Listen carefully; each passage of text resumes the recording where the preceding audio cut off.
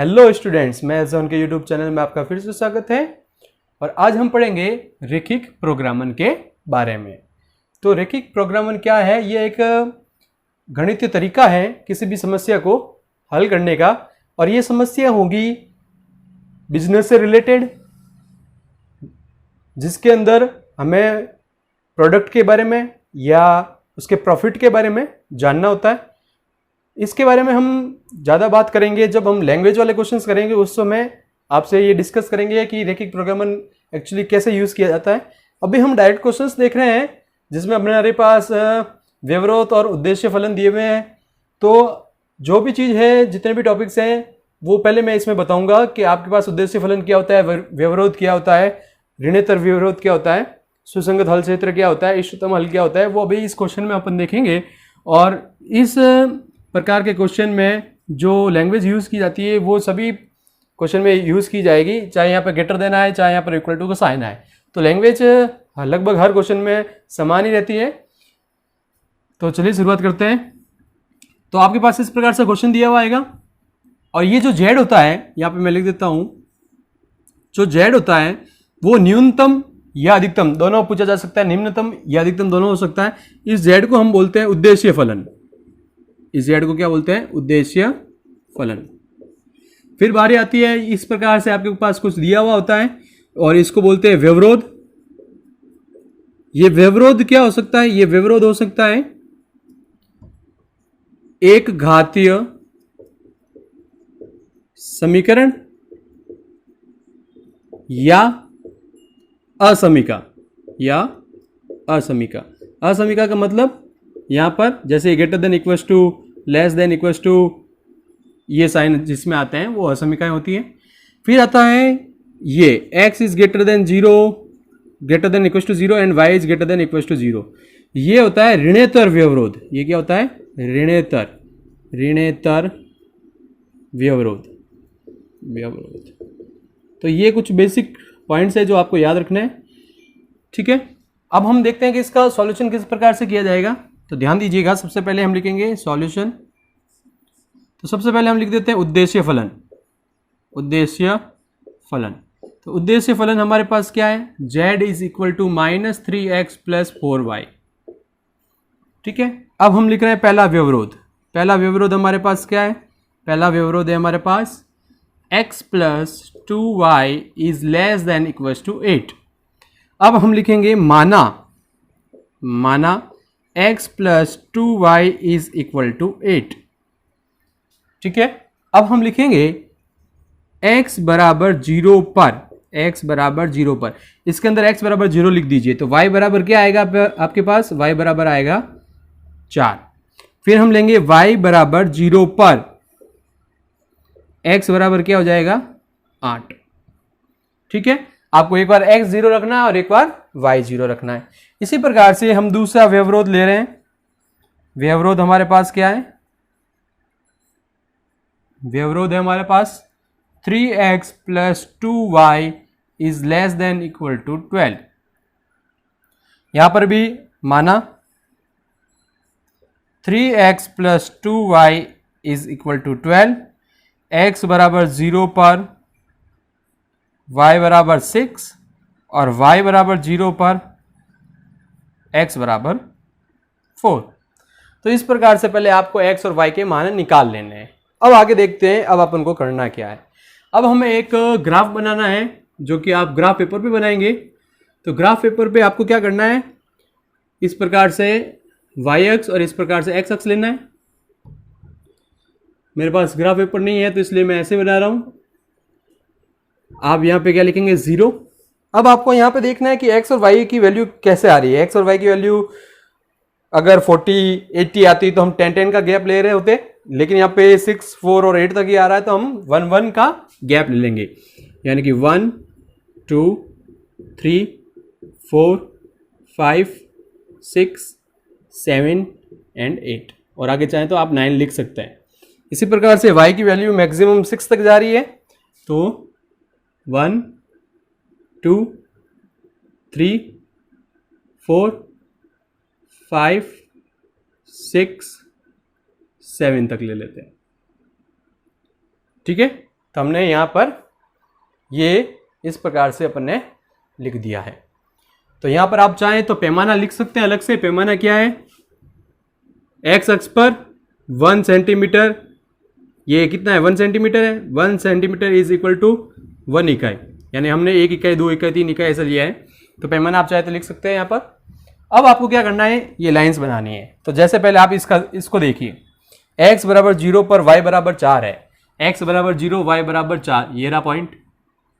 दूसरा क्या है, y बराबर 0 पर x बराबर 8 है, x बराबर 8, ये रहा पॉइंट।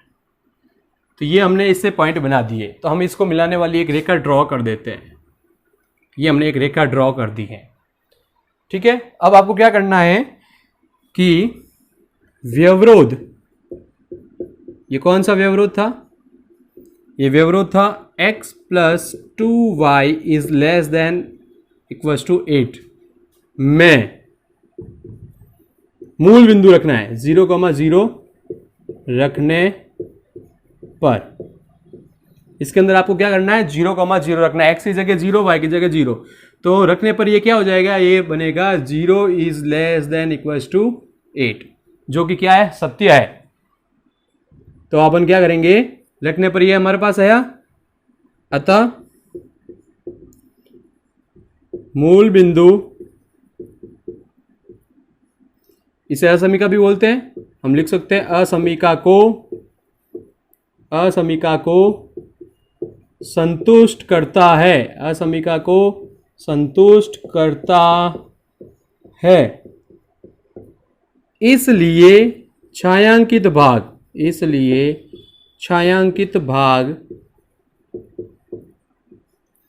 मूल बिंदु की ओर होगा, मूल बिंदु की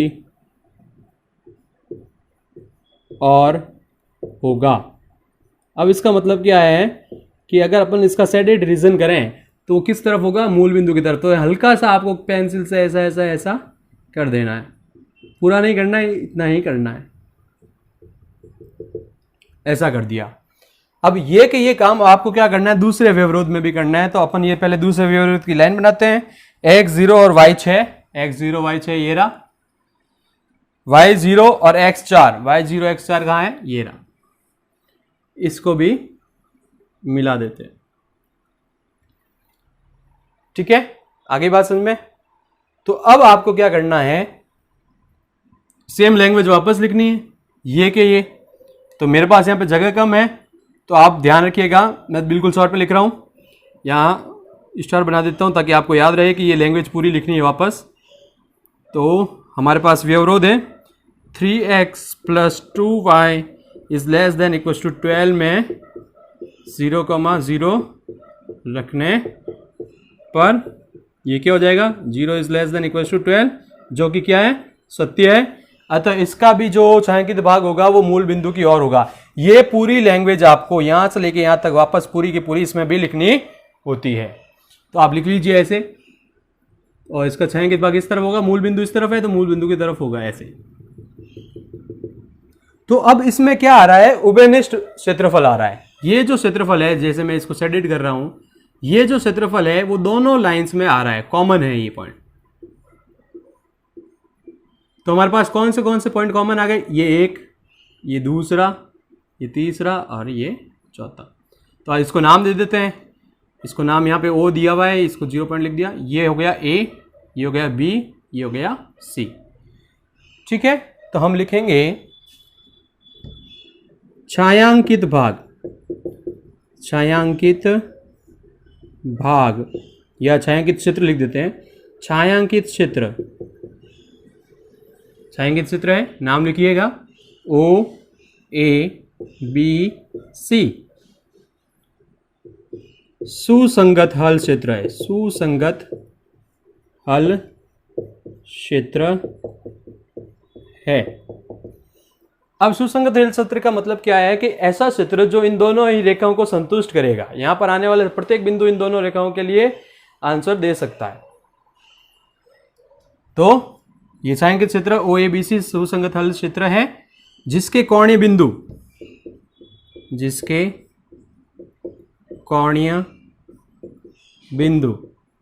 क्रमशः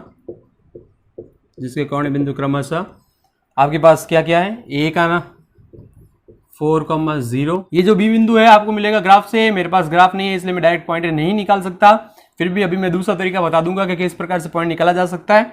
और सी मेरे पास है 0,4 सी पॉइंट, और ओ पॉइंट 0,0 है, वो भी आप लिख दीजिएगा। मैंने नीचे इसलिए जगह छोड़ी है क्योंकि मुझे आंसर निकालना है। तो आगे आपको बात समझ में, जिसके कोणीय बिंदु मैंने लिख दिया है, कोणीय बिंदु क्रमशः ए बी सी, और आप चाहें तो ओ भी लिख सकते हैं। अब देखिएगा कि अगर ये मुझे कोणीय बिंदु निकालना है तो ये एक्चुअली क्या प्रतिच्छेदन बिंदु है, ये क्या है प्रतिच्छेदन बिंदु। तो हमारे पास जो समीकरण थे x + 2y = 8 और दूसरा था 3x + 2y = 12। अगर मैं इसको सॉल्व करके x और y का मान निकालूंगा तो ये पॉइंट वही होगा। आपको इतना करने की जरूरत नहीं है, आपके तो ग्राफ में ये पॉइंट सीधा मिल जाएगा आपको।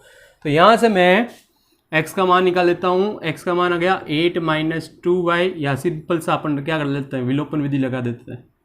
ये माइनस, ये माइनस, ये माइनस, y कैंसिल हो गया, ये माइनस का 2x, ये हो जाएगा माइनस का 4।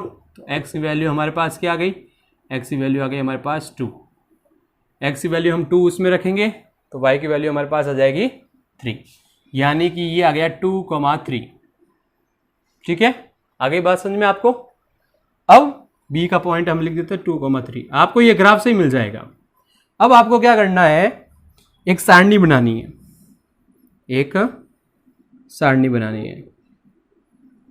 इस प्रकार से एक सारणी बनानी है जिसके अंदर यहां आपके पास आएगा कोणीय बिंदु, यहाँ क्या आएगा कोणीय बिंदु। ठीक है, यहां होगा उद्देश्य फलन z = -3x + 4y, -3x + 4y। अब यहाँ पे आपके पास पॉइंट क्या था, a 4,0, b क्या था 2,3, c क्या था 0,4।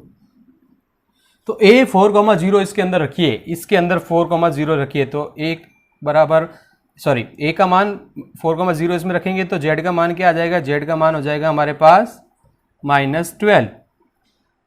z का मान क्या हो जाएगा -12। 2,3 इसमें रखेंगे तो 3 दूनी 6, माइनस का 4 × 12। आगे बात समझ में। फिर 0,4 रखेंगे इसमें तो ये हो जाएगा 4 चौक 16। तो ये आपके पास मान आए हैं। अब आप चाहें तो ओ का लिख दीजिए, ओ लिख दीजिए 0,0, तो 0,0 इसमें रखेंगे तो इसका आंसर क्या आएगा 0। तो अब आपको क्वेश्चन में क्या पूछा था, निम्नतम मान पूछा था। तो निम्नतम मान किस पे आया, न्यूनतम मान आया -12, और वो किस पे आया है 4,0 पर। ठीक है, तो आप इसका आंसर कैसे लिखेंगे, यहाँ पे थोड़ी जगह कम है, फिर भी मैं लिख देता हूं, कोशिश करूंगा पूरा लिखने की। तो आप क्या लिखेंगे कि उद्देश्य फलन, यहां पर आप z का मान पूरा लिखिएगा, z बराबर पूरा लिखिएगा, का निम्नतम मान -12 बिंदु, या आप कोणीय बिंदु लिख सकते हैं, आप कोणीय बिंदु लिख दीजिएगा, कोणीय बिंदु कौन सा कोणीय बिंदु था, a 4,0 पर प्राप्त हुआ। तो इस प्रकार से आपको क्वेश्चन को हल करना है और लैंग्वेज लिखनी है। सबसे पहले आपको यहां ध्यान देना है कि निम्नतम पूछा है कि अधिकतम पूछा है। अगर यहां पर अधिकतम पूछता है तो हमारे पास इसके अंदर अधिकतम मान क्या है 16, और 16 किसके ऊपर है 0,4 पर है। तो यहां पे लिखते हैं उद्देश्य फलन z का अधिकतम मान 16, कोणीय बिंदु c 0,4 पर प्राप्त हुआ। तो इस प्रकार से आपको ये क्वेश्चन करना है। तो सिंपल सा है, आप इस क्वेश्चन को टुकड़े में देखिए। पहले सबसे पहले ये चीज दी हुई होगी, उसको आपको क्या करना है, इस प्रकार से लिखना है, फिर आपको ग्राफ बनाना है। मेन चीज ये छायांकित भाग है, आप छायांकित भाग किस प्रकार से निकालेंगे कि आप इस असमीकरण 0,0 रखेंगे। अगर 0,0 रखने पर वो संतुष्ट करता है, देखिए अगर ये इसको संतुष्ट कर रहा है तो ये मूल बिंदु की ओर होगा। अगर ये संतुष्ट नहीं करता, मान लीजिए कि यहां पर ये आ जाता 0 > 8, तो ये संतुष्ट नहीं करता, और संतुष्ट नहीं करता तो मूल बिंदु असमीका को संतुष्ट नहीं करता, तो अपन लिखते हैं कि छायांकित भाग मूल बिंदु की ओर नहीं होगा। यहां हम क्या लिख देते हैं, नहीं होगा। नहीं होने का मतलब दूसरी तरफ से एडिट करेंगे, ठीक है, उस प्रकार के क्वेश्चन भी मैं करवाऊंगा। पहले आप इतना सा ध्यान रखिए कि संतुष्ट करता है या नहीं करता है। तो संतुष्ट करता है तो मूल बिंदु की तरफ छायांकित भाग होगा। दूसरे का के अंदर भी आपको ऐसा कैसा लिखना है, जो क्षेत्रफल आएगा कॉमन क्षेत्रफल वो छायांकित क्षेत्र होगा, सुसंगत हल क्षेत्र। फिर आपको उसके कोणीय बिंदु, यहाँ पर आप ओ भी ले लीजिएगा, यहाँ पर ओ लिख दीजिएगा 0,0, ठीक है, और आपको कोणीय बिंदु उसमें रखने हैं और आपके पास आंसर आ जाएगा। अब ये ध्यान रखिएगा वो न्यूनतम पूछ रहा है या अधिकतम पूछ रहा है। कई क्वेश्चन में न्यूनतम अधिकतम दोनों ही पूछता है, तो आपको नीचे दोनों ही आंसर लिखने हैं।